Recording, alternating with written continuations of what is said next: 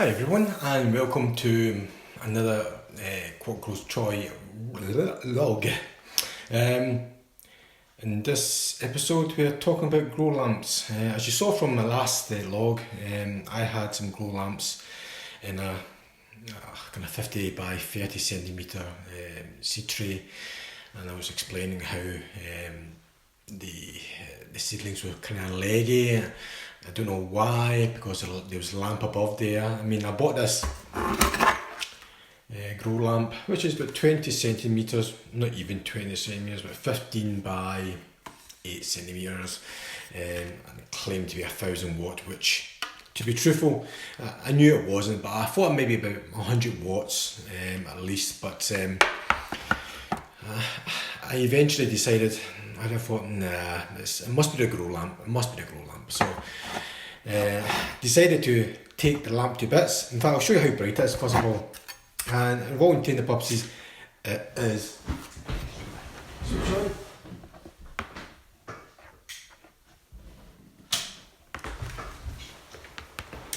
It is pretty bright.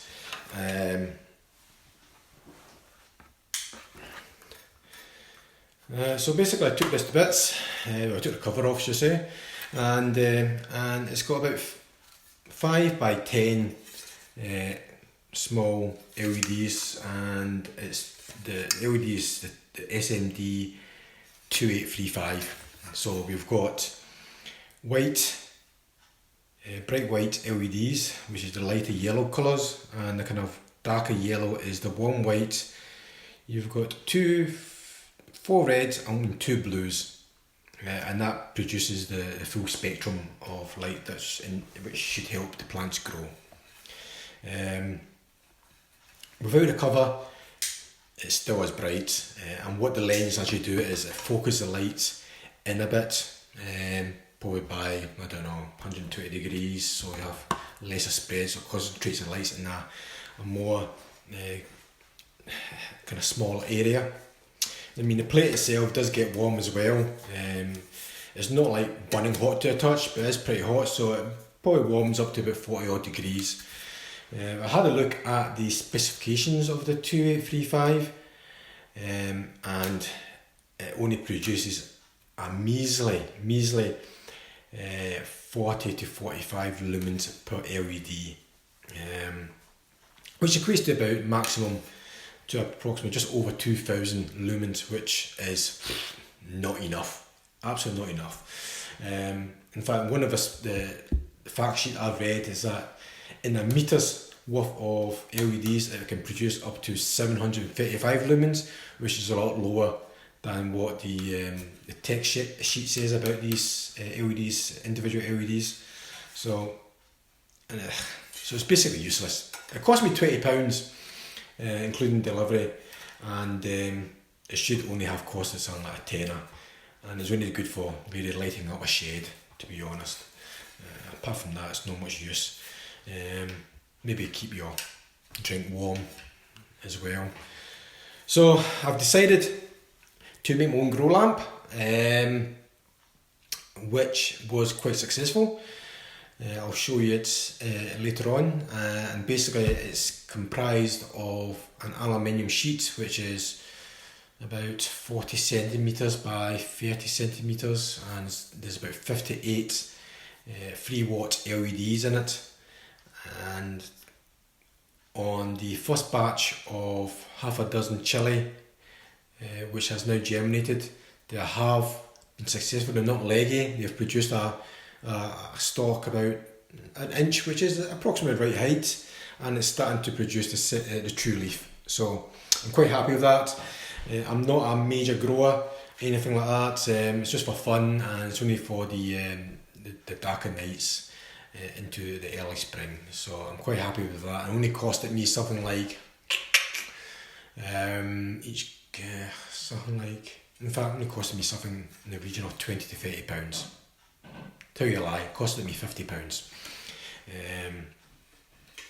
Because the inverters are about 15 quid each, LEDs are 20 quid in all.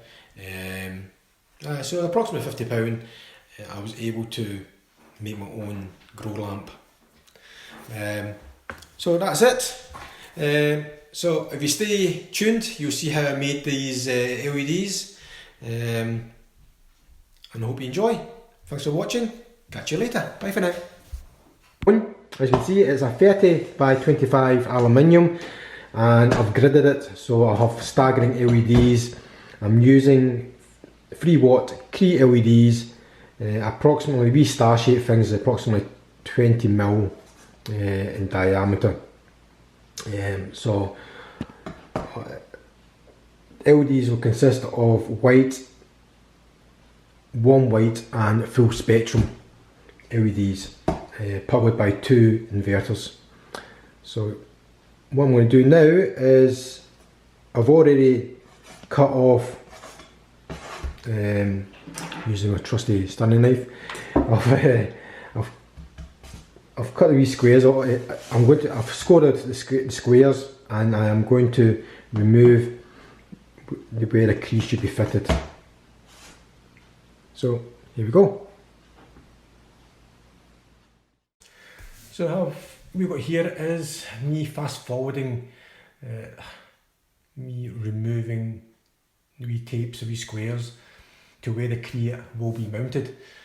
To mount the Cree, you could drill holes and put plastic screws into it. However, I'm using conductive adhesive. These are special adhesive, allowing the Cree to be stuck to the metal, and it also allows the heat generated by the LEDs to be transferred onto the plate.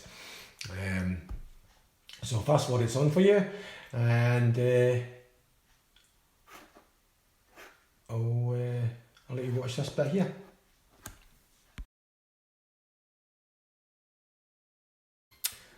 So that's all done. That's all the wee little stickers done. Now my camera battery or video had problems, so it got me nearing finishing the Cree being mounted onto the board and putting the stickers on.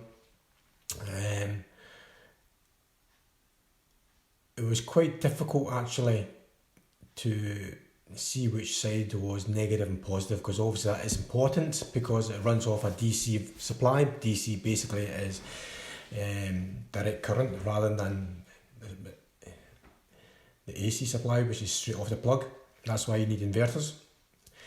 Now this is me putting on the adhesive glue onto the Cree and sticking it all down. So once it's all down, I'm just going to tap each one to make sure all the Cree are firmly onto it. I'm using my camera here, my phone, just to double check that they're all facing the right way. There is a wee little notch in the LED, but my eyesight is that bad now. I need a magnifying glass, and this is me just pressing it down to make sure it's all the glues, it's all making contact with the aluminium plate.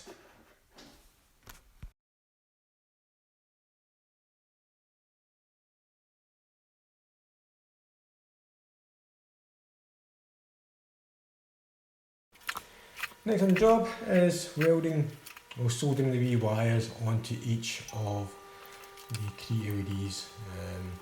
All the wires are pre-measured, pre-cut and pre-soldered, just so it makes it easier. What we don't want to do is apply too much heat onto the point, so it's just be as quick as possible. So like I said, each wire tips is pre-tinned, so it goes on quite easily.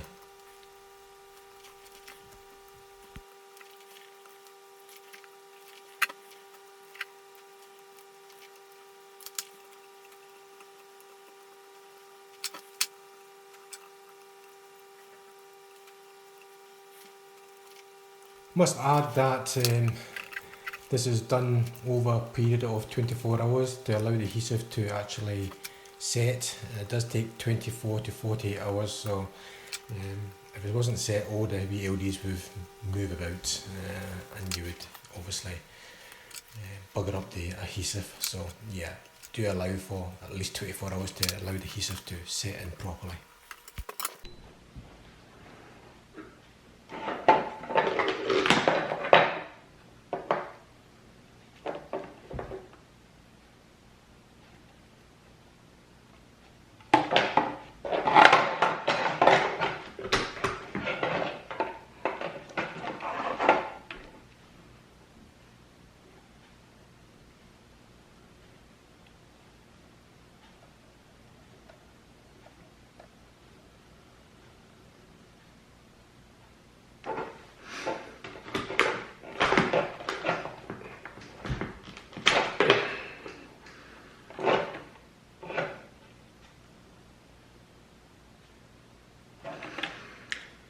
Oh, it's bright.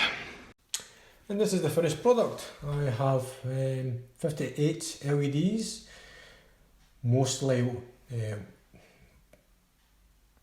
bright whites, LEDs with some warm and full spectrum LEDs. You can just make out the colours from underneath there. 2 inverters and a fan. The fan is running at full blast at the moment.